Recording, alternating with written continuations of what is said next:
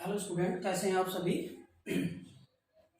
हम mathematics class 11th का first chapter हमारा चल रहा था, जिसमें हम सेट्स के बारे में डिस्कस कर रहे थे बच्चों। तो आज हमारा जो डिस्कशन होगा वो बेसिकली इन 4 टॉपिक्स के बारे में होगा। आज कुछ हमारे डिस्कशन में हम लोग अलजेब्रा ऑफ सेट्स के बारे में पढ़ेंगे, जिसके अंदर कुछ लॉज आते हैं। इसमें से मैं कुछ लॉज को आज डिस्कस करूंगा, बाकी जो बच गए वो कल डिस्कस करेंगे, यानी नेक्स्ट लेक्चर करेंगे। आज हम पढ़ेंगे आइडेंटिटी लॉ क्या होता है, आइडेंटिटी लॉ क्या होता है, कम्यूटेटिव लॉ क्या होता है और डी मॉर्गन्स लॉ क्या होता है। ये 4 लॉज आज हम डिस्कस करेंगे वन बाय वन। आप लोगों ने अच्छे से अंडरस्टैंड करना है और उनके बेस्ड क्वेश्चन है, उनको भी आप आसानी से कर सकते हैं। तो सबसे पहले हम डिस्कस करेंगे बच्चों आइडेंटिटी लॉ।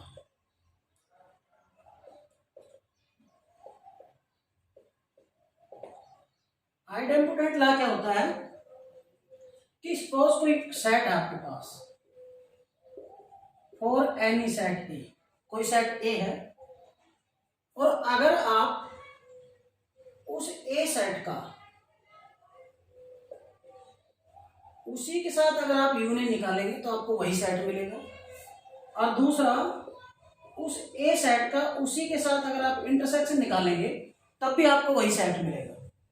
अब इन दोनों के एग्जांपल के थ्रू आपको प्रूव करके दिखाता हूँ। सपोज ए आपका कोई सेट है और जिसके अंदर 3 एलिमेंट है 5 7 9। अब इसका इसी के साथ आप यूनियन निकालिए, A set union A set means 5 7 9 union, फिर से वही 5 7 9।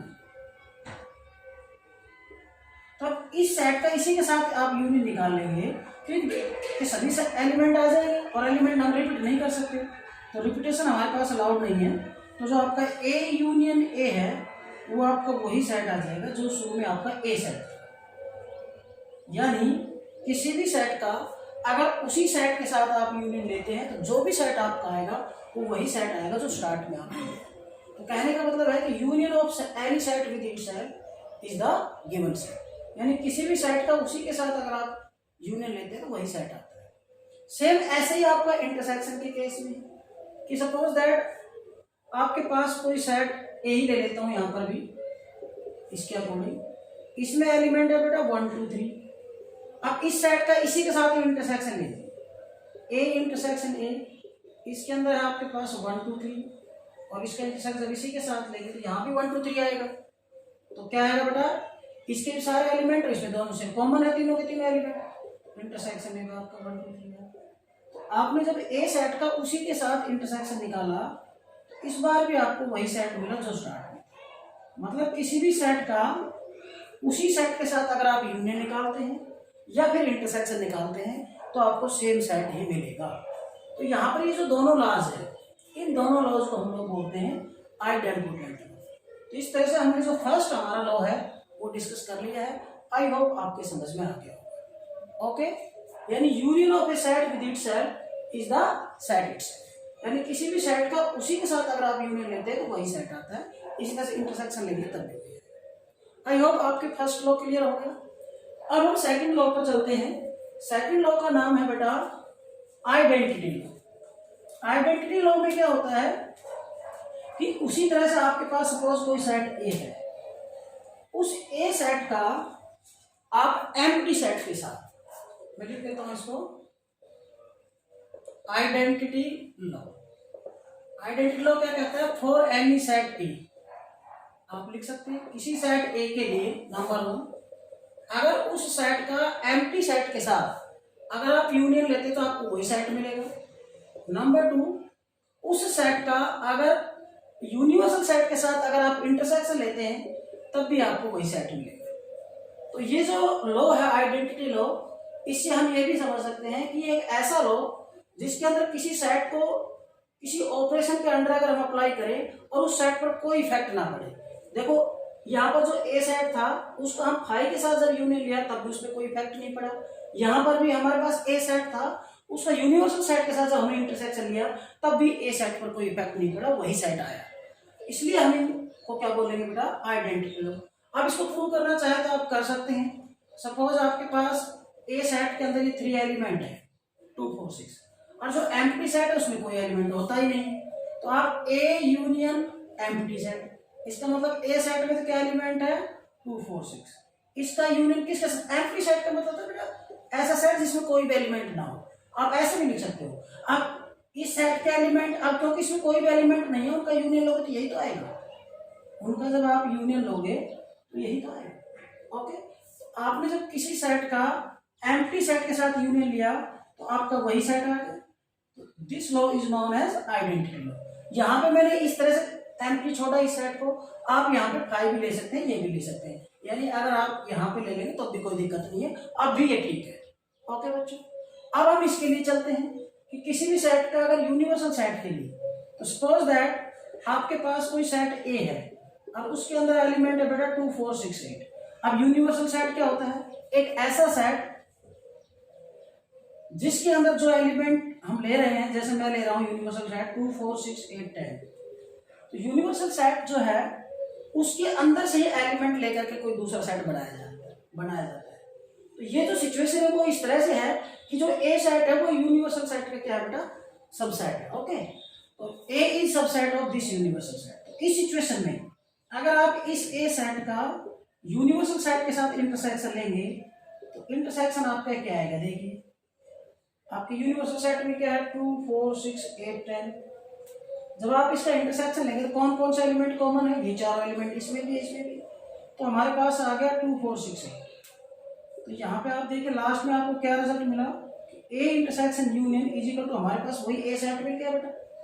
तो यहाँ पर आप कह सकते हैं कि किसी भी सेट का यूनिवर्सल सेट के साथ अगर आप इंटरसेक्शन लेते हैं तो आपको हमेशा वही सेट मिलेगा, और किसी भी सेट का अगर एम्प्टी सेट के साथ आप यूनियन लेते हैं तब भी आपको वही सेट मिलेगा। तो इसको हम बोलते हैं आइडेंटिटी लॉ। क्या बोलते हैं बेटा, this law is known as identity law. 2 laws हम डिस्कस कर चुके हैं बेटा, अब थर्ड लॉ के बारे में सीखेंगे। थर्ड लॉ का जो नाम है that is commutative law. Commutative law के बारे में मैं पहले भी बता के आ चुका हूँ, एक बार फिर से हम इसको डिस्कस कर लेते हैं। कम्यूटेटिव लॉ के अंदर क्या होता है बेटा, पहले इसका नाम लिख लेते हैं, कम्यूटेटिव लॉ। इसके अंदर हमें 2 सेट लेने होते हैं। ओके, फॉर एनी 2 सेट्स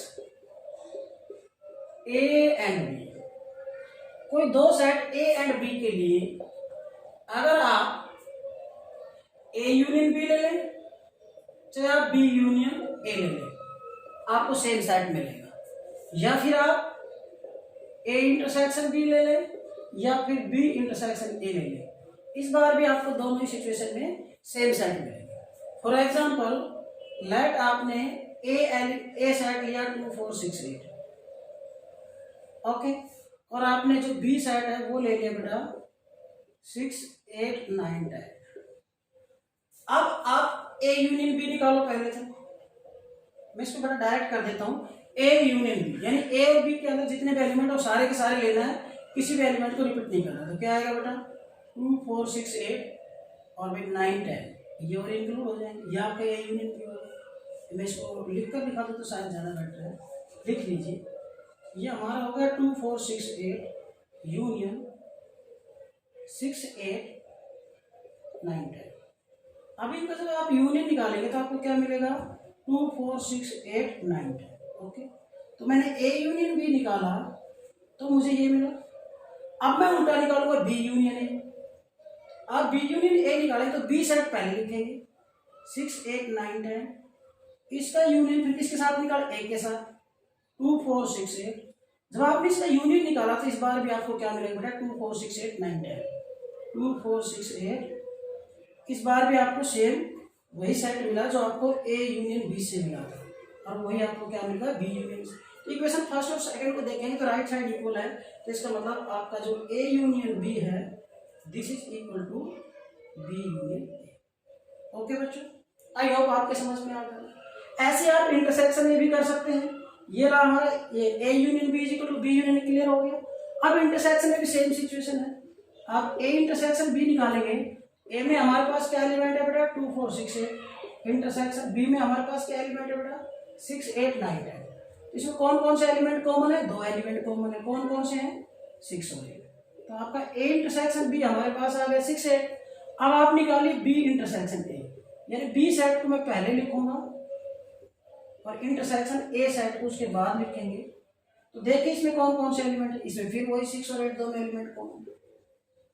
तो इंटरसेक्शन के केस में भी हमें क्या मिला बेटा कि ए इंटरसेक्शन बी और बी इंटरसेक्शन ए दोनों क्या आते हैं, सेम सेट आते हैं। इसका मतलब A intersection B is equal to B intersection, यानी A union B is equal to B union A होता है और A intersection B is equal to B intersection A होता है। और इस लॉ को हम बोलते हैं कम्यूटेटिव लॉ। क्या बोलते हैं बेटा, this law is known as commutative law. Clear. अब हम बात करेंगे last De Morgan's law. De Morgan's law क्या कहता है बेटा, इस लॉ के अंदर आप यहां लिख सकते हैं डी मॉर्गन्स लॉ।